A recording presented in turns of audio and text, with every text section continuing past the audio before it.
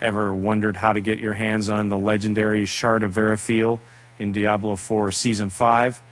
As a seasoned gamer, I'm here to spill the beans on this powerful one-handed sword and its unique attributes. The Shard of Verathiel is no ordinary weapon. It boosts maximum energy and basic attack rate, making it a versatile tool for any character build at the top.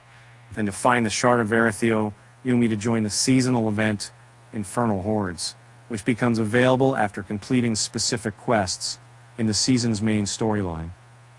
Once you unlock the event, search for an infernal compass that will open a gateway to hell, giving you access to fight the Infernal Hordes. Now let's talk about the Shard's offensive aspects. Well, there are numerous build options spanning the 5 classes in Season 5. Enhancing the Shard of Verathiel's unique talent involves considering a few offensive aspects.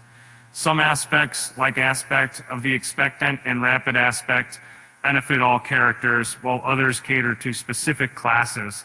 For instance, barbarians can take advantage of aspect of encroaching wrath, which increases the damage of their weapon mastery skills after spending a certain amount of fury.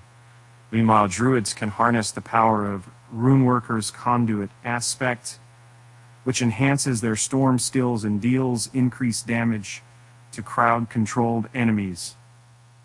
The Shard of Verathiel's unique aspects and attributes make it a formidable weapon in Diablo 4 Season 5, with its ability to enhance basic skills and cater to diverse gameplay strategies.